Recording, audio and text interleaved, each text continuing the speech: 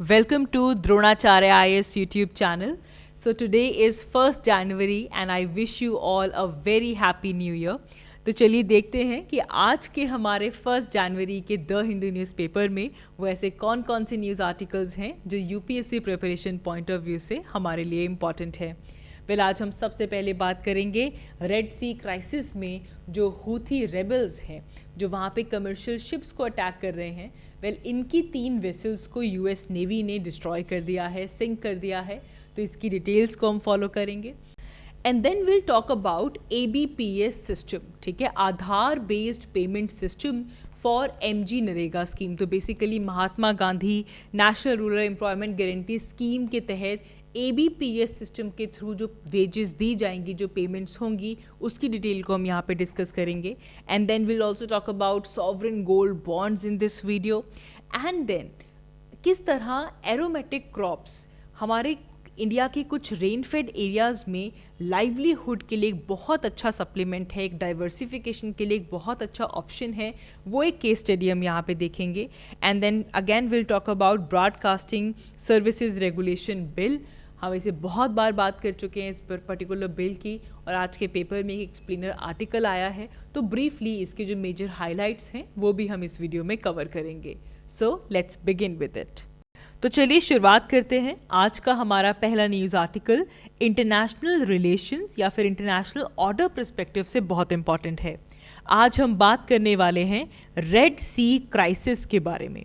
Well हम recently भी लगातार इस पूरे इशू को फॉलो कर रहे हैं and we are seeing that कि रेड सी के अंदर जो कमर्शियल वेसल्स यहाँ से पास कर रही हैं उनके ऊपर हूथी रेबल्स जो है वो अटैक कर रहे हैं, ठीक है ना। इसको वन बाय वन करके हम इसका कंसेप्चुअल जो बैकग्राउंड है उसे समझते हैं। सबसे पहले हम यहाँ पे बात करेंगे रेड सी की इम्पोर्टेंस की। देखिए रेड सी एक बहुत ही क्रिटिकल मैरीटाइम रूट है, एक बहुत इम्पॉर्टेंट, एक बहुत क्रिटिकल मैरीटाइम रूट। वो कैसे? सबसे पहले आप यहाँ पे देखें, ये जो एरिया है, ये जो आपका सी है, दिस इज़ योर रेड सी।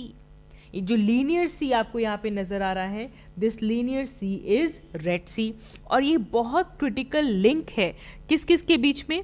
इसके एक तरफ है इंडियन ओशन, इसके साउथ में है इंडियन ओशन और इसके नॉर्थ में यहाँ पे है मेडिटेरेनियन सी, ठीक है।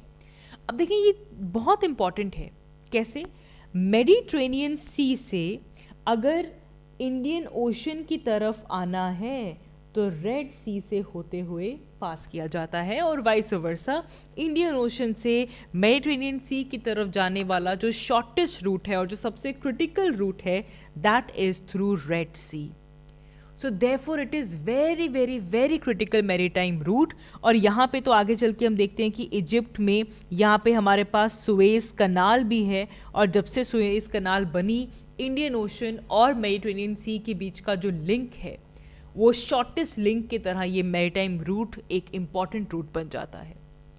यहाँ पे बहुत सारे चोक पॉइंट्स हैं, स्पेशली ये देखिए आप यहाँ पे हमारे पास एक स्ट्रेट है जिसे हम कहते हैं स्ट्रेट ऑफ बाब अल मंदेब। क्या कहते हैं? स्ट्रेट ऑफ बाब अल मंदेब। ये एक तरह का स्ट्रेटेजिक चोक पॉइंट है, it's a kind of strategic choke point over here. आप देख सकते हैं कि जितनी भी वेसल्स यहाँ से आ रही हैं वो एक बहुत ही नैरो एरिया से स्ट्रेट ऑफ बाब अल मंदेब से निकलकर इंडियन ओशन की तरफ जाती हैं। It's a very important choke point. और ये इंपॉर्टेंट इसलिए भी हो जाता है क्योंकि आप देखें कि इसके एक तरफ यहाँ पे आ जाता है येमेन और येमेन का ये जो नदरन मोस्ट एरिया है, यहाँ पे किसका कंट्रोल है? यहाँ पे कंट्रोल है हूथीज का। तो यहाँ से जो भी कमर्शियल शिप्स जो जा रही हैं इस क्रिटिकल मैरीटाइम रूट से, ये हूथी रेबल्स उन्हें टारगेट कर रहे हैं, उनके ऊपर अटैक कर रहे हैं, जहाँ से डेवलप हुआ है ये रेड सी क्राइसिस। ये रेड सी कॉरिडोर हमेशा से ही एक बहुत इंपॉर्टेंट कॉरिडोर रहा है when it comes to international trade या फिर एनर्जी के ट्रांसपोर्ट की बात कर लीजिए। फिर सुएज कनाल बनने के बाद तो ये इसकी इम्पोर्टेंस और भी मैग्नीफाई हो जाती है। इसने कितने ही शिपिंग रूट्स को शॉर्टन अप कर दिया है। लेकिन यहाँ पे हूथीज की प्रेजेंस की वजह से, अब हूथीज कौन है?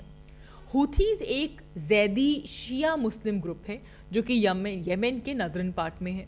अब इससे येमेन के अंदर तो पॉलिटिकल इंस्टेबिलिटी आई ही है, लेकिन अब रिसेंट टाइम्स में क्या हो रहा है, Houthis which are backed by Iran, वो रेड सी के अंदर पास करने वाली कमर्शियल वेसल्स के ऊपर अटैक कर रहे हैं। नाउ रेड सी में जो कमर्शियल वेसल्स हैं, ये जो शिपिंग रूट के ऊपर जब अटैक होता है तो उससे इस वेस्ट एशिया रीजन के अंदर जो टेंशन्स हैं वो और भी ज़्यादा बढ़ जाती हैं, और इस एरिया को ख़ास तौर पे एक इंटरनेशनल कंसर्न मिलता है, क्योंकि भाई इससे जो ग्लोबल ट्रेड है, जो ग्लोबल एनर्जी सप्लाई है, वो डिस्टर्ब हो सकती है। इंडिया के लिए भी बात कर लीजिए, इंडिया का भी जो एनर्जी इंपोर्ट या एक्सपोर्ट होता है वो रेड सी रूट के ज़रिए होता है। तो यहाँ पे अगर किसी भी तरह की डिसरप्शन होगी तो हम पर क्या असर पड़ेगा, हमारी शिपिंग कॉस्ट बढ़ जाएगी और एनर्जी प्राइसेस बढ़ जाएंगे।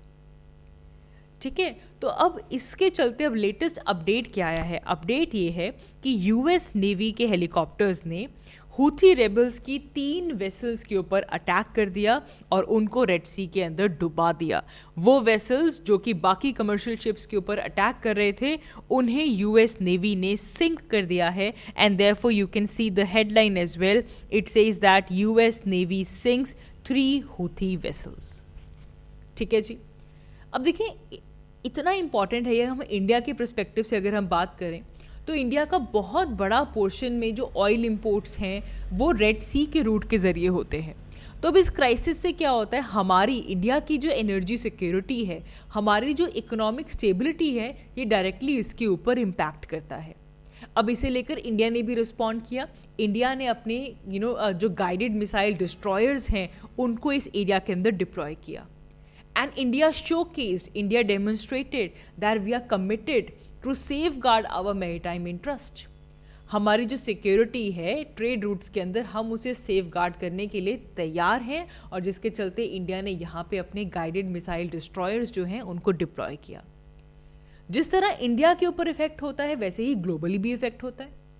रीजनल कंसर्न्स तो हैं ही, लेकिन ये ग्लोबल शिपिंग और ग्लोबल ट्रेड को इफेक्ट करता है, तो इसीलिए रेड सी रूट की जो सेफ्टी है उसके ऊपर बहुत से कंट्रीज़ का जो ट्रेड है, जो एनर्जी सिक्योरिटी है, वो डिपेंडेंट है। ठीक है, जिसके चलते हमारे पास यहाँ पे देखा गया कि यूएस ने भी 10 और कंट्रीज़ के साथ मिलकर एक पार्टनरशिप बनाई थी कि हम किस तरह इस एरिया को जो है दोबारा कामनेस यहाँ पे लेकर आएँ, हूथी रेबल्स के अटैक्स को रोकें।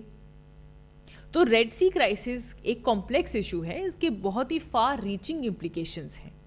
ये हमें शो करता है किस तरह हमारे जो ग्लोबल ट्रेड रूट्स हैं they are vulnerable, and how important is maritime security in this interconnected world, specially for a country like India. हमारे लिए इस तरह की स्ट्रेटेजिक एंगेजमेंट्स बहुत ज़रूरी हैं, जिससे कि हम हमारे मैरीटाइम रूट्स को स्टेबल और सिक्योर बना सकें।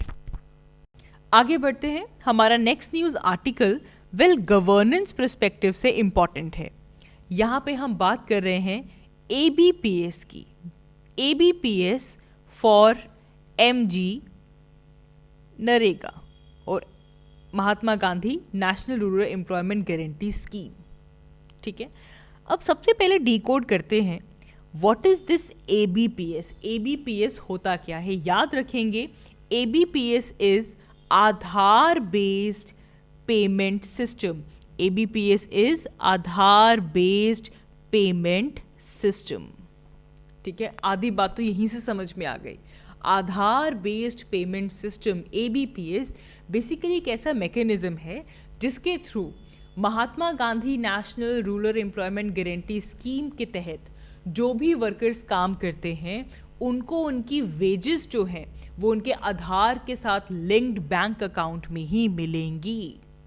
आधार based payment system, Mahatma Gandhi national rural employment guarantee scheme के तहत जितने भी वर्कर्स काम कर रहे हैं उनको उनकी पेमेंट उनके बैंक अकाउंट में मिलेगी जो कि आधार के साथ लिंक्ड हो।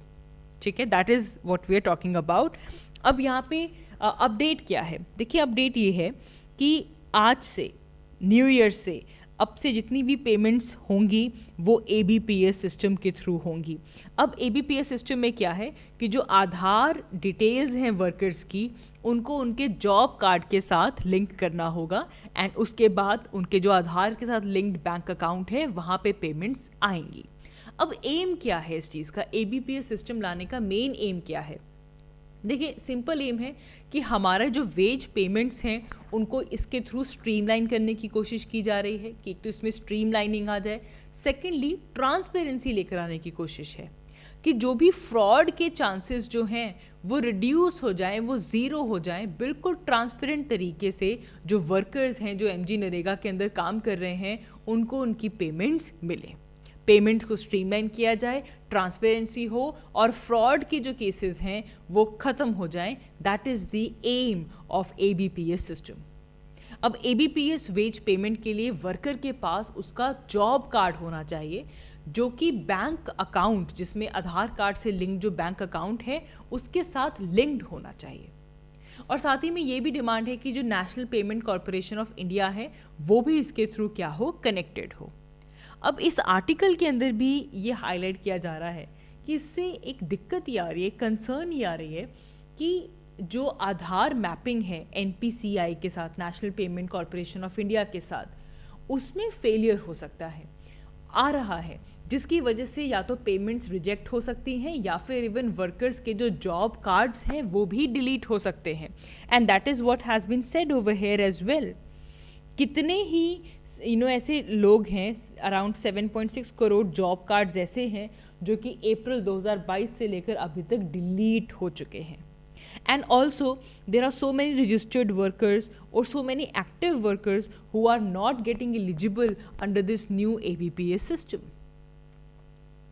बहुत ही कम ऐसे वर्कर्स हैं जो कि इस एबीपीएस सिस्टम के तहत एलिजिबल हो पा रहे हैं। डाटा आया है इस आज के न्यूज़पेपर में जिसमें कहा गया है कि 34.8% जो जॉब कार्ड होल्डर्स हैं they are ineligible for ABPS system. ठीक है, 34.8% ऑफ देम आर इनएलिजिबल। तो उनको फिर किस तरह पेमेंट मिलेगी, वो उन्हें किस तरह से इसके अंदर काम मिलेगा।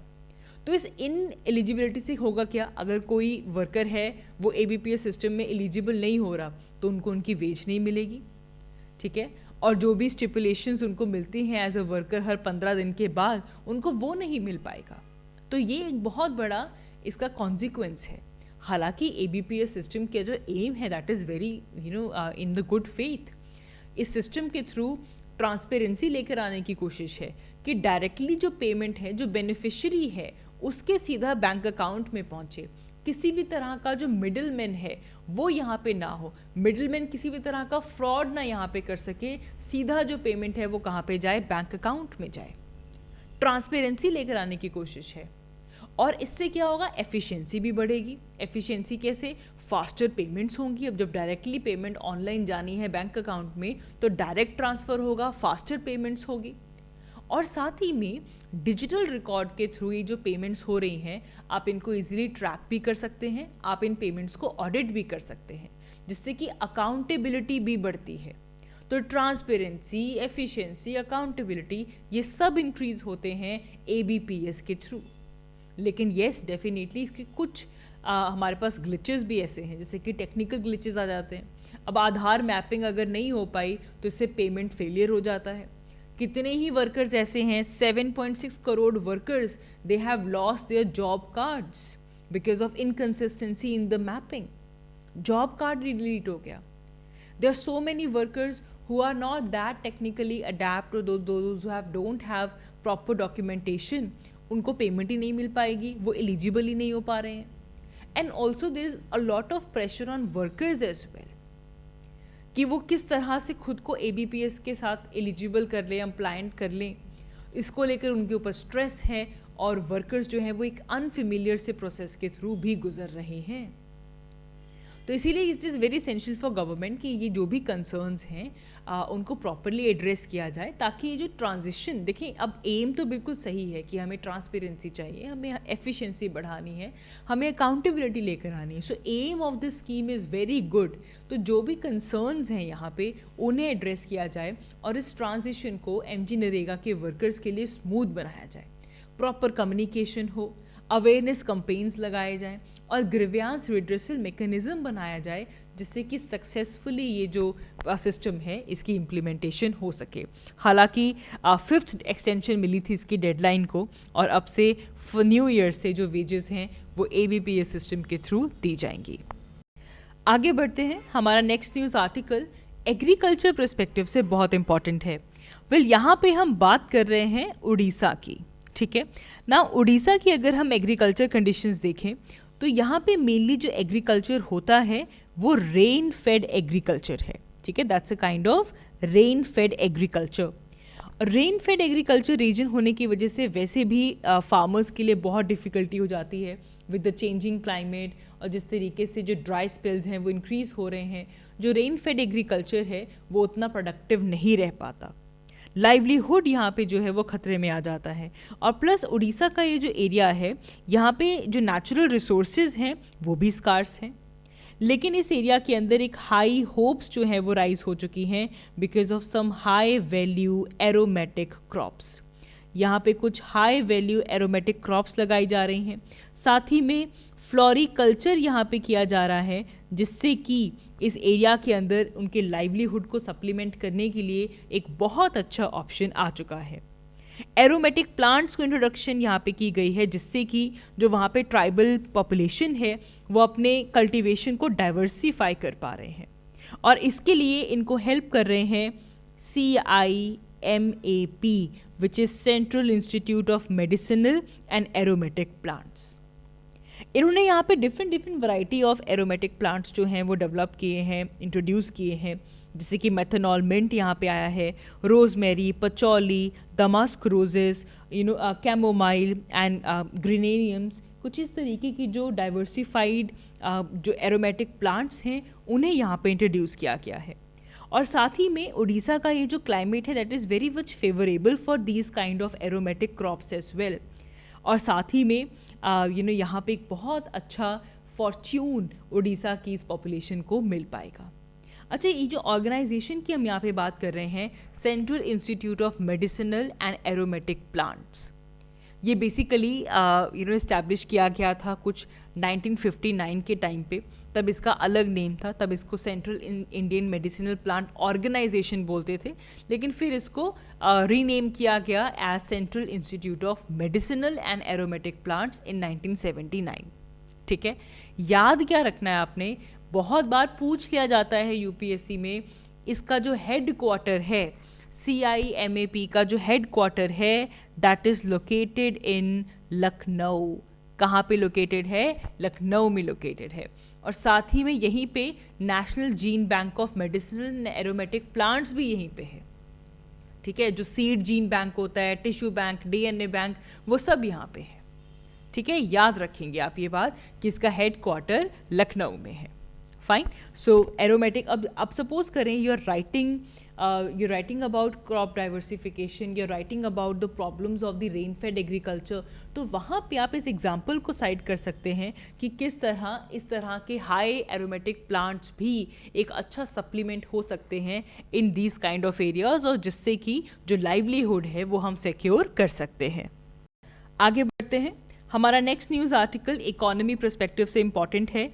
आज के पेपर में बात की गई है सॉवरेन गोल्ड बॉन्ड्स स्कीम के बारे में। आज तो एक एक्सप्लेनर आया है कि आपको क्यों इन्वेस्ट करना चाहिए सॉवरेन गोल्ड बॉन्ड स्कीम में, तो हम इन्वेस्टमेंट वाली बात नहीं करेंगे, हम हमारे यूपीएससी पर्सपेक्टिव से देखेंगे कि ये सॉवरेन गोल्ड बॉन्ड्स होते क्या हैं, ठीक है ना। ध्यान से सुनिएगा कि सबसे पहले ये जो सॉवरेन गोल्ड बॉन्ड स्कीम है इसे गवर्नमेंट ने लॉन्च किया था इन 2015 में इसे लॉन्च किया था, और इस स्कीम का पूरा नाम था gold monetisation scheme, gold monetisation scheme, ठीक है। अब देखिए यहाँ पे इसे लॉन्च क्यों किया गया। द मेन आइडिया इज़ कि जो फिज़िकल गोल्ड की डिमांड है इंडिया में, जो फिज़िकल गोल्ड की डिमांड है इसे रिड्यूस किया जाए, और रादर इसे डोमेस्टिक सेविंग के लिए, देखिए मोस्टली क्या होता है कि जो गोल्ड है उसे डोमेस्टिक सेविंग के तौर पे लिया जाता है, ठीक है, कि गहना बन गया, कभी मुश्किल टाइम पे काम आ सकता है, एक तरह का डोमेस्टिक सेविंग के तौर पे गोल्ड को लिया जाता था और गोल्ड को परचेज किया जाता था। लेकिन गोल्ड सॉवरेन गोल्ड बॉन्ड्स के थ्रू, इस गोल्ड मोनेटाइजेशन स्कीम के थ्रू ये कोशिश की गई कि इस डोमेस्टिक सेविंग में शिफ्ट लाया जाए और इसको फाइनेंशियल सेविंग के अंदर कन्वर्ट किया जाए, ठीक है, वो कैसे होगा? अब यहाँ पे ये जो सॉवरेन गोल्ड बॉन्ड जो है, इन्हें कौन इशू करेगा? इन्हें इशू करता है आरबीआई, ठीक है। गवर्नमेंट ऑफ इंडिया के बिहाफ पे कौन करेगा? आरबीआई इशू करेगा। एंड ये जो सॉवरेन गोल्ड बॉन्ड्स हैं, दे will be restricted for cell. आप इनको कहीं पे भी सेल नहीं कर सकते। आप इनको किसी रेजिडेंट इंडिविजुअल के पास सेल कर सकते हैं, किसी ट्रस्ट में, यूनिवर्सिटी में, चैरिटेबल इंस्टीट्यूशंस में, ठीक है। They will be restricted for sale there. And ये जो सॉवरेन गोल्ड बॉन्ड्स हैं, इनका जो टेन्योर होता है that is of 8 years.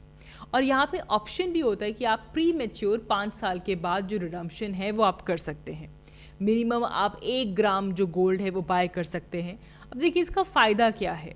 Instead of buying the physical gold, आपने इन्वेस्टमेंट कर ली इन अ गोल्ड बॉन्ड। आप डोमेस्टिक सेविंग से किसकी तरफ मूव कर रहे हैं? आप फाइनेंशियल सेविंग की तरफ मूव कर रहे हैं। अब देखें, अगर आप इसके बेनिफिट्स देखें, जो फिजिकल गोल्ड होता है उसके जो प्राइसेस हैं वो बहुत शार्पली वेरी करते हैं।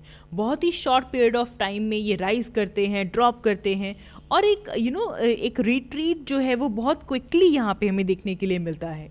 ये जो स्पाइक्स यहाँ पे आते हैं, ये ग्लोबल इवेंट्स के ऊपर डिपेंड करते हैं, जियोपॉलिटिकल टेंशंस के ऊपर डिपेंड करते हैं। और इसका फ़ायदा फिजिकल गोल्ड जैसा ही है।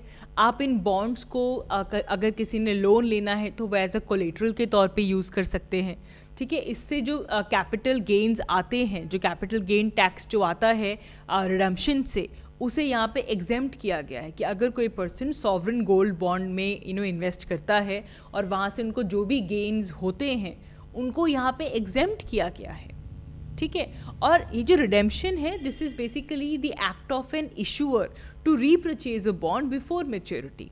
जो कैपिटल गेन्स हैं, कितना प्रॉफिट हुआ उस पर्टिकुलर से, उस एसेट के सेल से, उसके ऊपर टैक्स लगाया जाता है। लेकिन सॉवरेन गोल्ड बॉन्ड स्कीम के ऊपर जो कैपिटल गेन टैक्स है उसे यहाँ पे एग्जेम्प्ट किया गया है।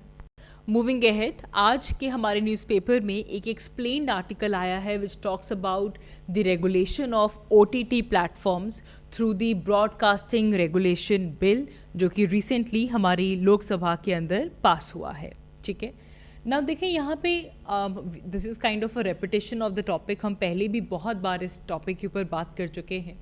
तो ब्रॉडकास्टिंग सर्विसेज रेगुलेशन बिल 2023 जो है, इसके थ्रू जो डिजिटल ब्रॉडकास्टिंग सेक्टर है उससे हम रेगुलेट करने की कोशिश कर रहे हैं। ये एक तरह का फॉरवर्ड लुकिंग और एक अडेप्टेबल फ्रेमवर्क है। जिस तरह से मीडिया इंडस्ट्री इवॉल्व हो रही है, उसके साथ जो चैलेंजेस आ रहे हैं उनको केटर करते हुए ये ब्रॉडकास्टिंग रेगुलेशन बिल हमारे पास आया है। OTT प्लेटफॉर्म्स की अगर हम बात करते हैं, which is over the top, ठीक है। OTT का मतलब क्या होता है? Over the top. अब एक लंबे टाइम से ये डिमांड आ रही थी कि जितनी भी अलग अलग तरह की जो ब्रॉडकास्टिंग सर्विसेज हैं उनके लिए एक सिंगल लेजिस्लेटिव फ्रेमवर्क बनाया जाए, उन सब के लिए एक सिंगल लेजिस्लेटिव फ्रेमवर्क होना चाहिए, ठीक है। इसमें ये जो रेगुलेटरी प्रीव्यू है उसमें OTT कंटेंट को भी इंक्लूड किया गया है। साथ ही में जो डिजिटल न्यूज़ और करंट अफेयर्स आते हैं उनको भी यहाँ पे इंक्लूड किया गया है, which are regulated through IT act of 2000, और उनके ऊपर भी यहाँ पे रेगुलेशंस लगाई गई हैं, ठीक है। तो बदलती हुई टेक्नोलॉजी और सर्विसेज के साथ जो भी कम्प्रिहेंसिव डेफिनेशंस चाहिए, पहले पुराने टाइम पे अलग डेफिनेशंस थी, आज के टाइम पे उनका मीनिंग अलग है। तो आज के टाइम के हिसाब से जो कम्प्रिहेंसिव डेफिनेशंस हैं उनको इंट्रोड्यूस किया जाए for the emerging broadcasting technology. अब यहाँ पे क्या किया गया? यहाँ पे सेल्फ रेगुलेशन रिजीम को स्ट्रेंथन अप किया जा रहा है, जिसमें जो सेल्फ रेगुलेशन है उसे एनहांस किया जा रहा है by introducing the content evaluation committee, ठीक है। जो कंटेंट इवैल्यूएशन कमिटीज़ हैं वो बेसिकली इट विल इवॉल्व दी जो हमारी इंटर डिपार्टमेंटल कमिटी है, प्रेजेंटली इंटर डिपार्टमेंटल कमिटीज़ को इवॉल्व करके कंटेंट इवैल्यूएशन कमिटीज़ बनाया जा रहा है ताकि वो और पार्टिसिपेटिव बन सके। एंड इनका ही एक ब्रॉडर वर्जन है which is broadcast advisory council. तो इसके थ्रू जो सेल्फ रेगुलेशन है उसे प्रमोट किया जा रहा है। यहाँ पे बहुत सारे अलग अलग तरह के प्रोग्राम कोड और एडवर्टीजमेंट कोड्स जो हैं उनको यहाँ पे लाकर जो कंटेंट है, जो ब्रॉडकास्टर का कंटेंट है, जो भी सर्विसेज वो दे रहे हैं, उनको क्लासीफाई करने के लिए कहा जा रहा है ताकि हर एक कोड के हिसाब से, सेल्फ क्लासिफिकेशन के हिसाब से जो कंट्रोल मेजर्स हैं वो यहाँ पे लगाए जा सके। फिर जो पर्सन्स विद डिसेबिलिटीज़ हैं उनके लिए यहाँ पे उनकी जो स्पेसिफिक नीड्स हैं उनको देखते हुए यहाँ पे स्पेशल प्रोविजंस को इंक्लूड किया जा रहा है। साथ ही में कुछ पेनल्टीज़ जो हैं वो यहाँ पे इंट्रोड्यूस की जा रही हैं when it comes to advisories, warning और सेंसर। तो मॉनिटरी पेनल्टीज़ यहाँ पे लगाई जा रही हैं, ठीक है।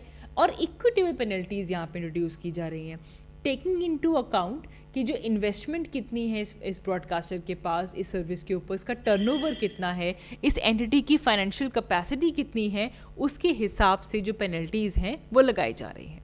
तो OTT को प्रॉपरली डिफाइन किया गया है यहाँ पे, एडवर्टाइजिंग और प्रोग्रामिंग कोड्स को यहाँ पे दिया जा रहा है, और ब्रॉडकास्ट एडवाइजरी काउंसिल यहाँ पे बनाई जा रही है फॉर ग्रीवियांस रिड्रेसल। ये कुछ की फीचर्स हैं इस हमारे ब्रॉडकास्टिंग सर्विसेज रेगुलेशन बिल के। तो इसे हम बहुत बार डिस्कस कर चुके हैं, तो ब्रीफली मैंने यहाँ पे आपको एक ओवरव्यू दिया है। So that is all for this video. आज की इस वीडियो के लिए इतना ही। Thank you so much for watching. I will see you all in my next one. Thank you.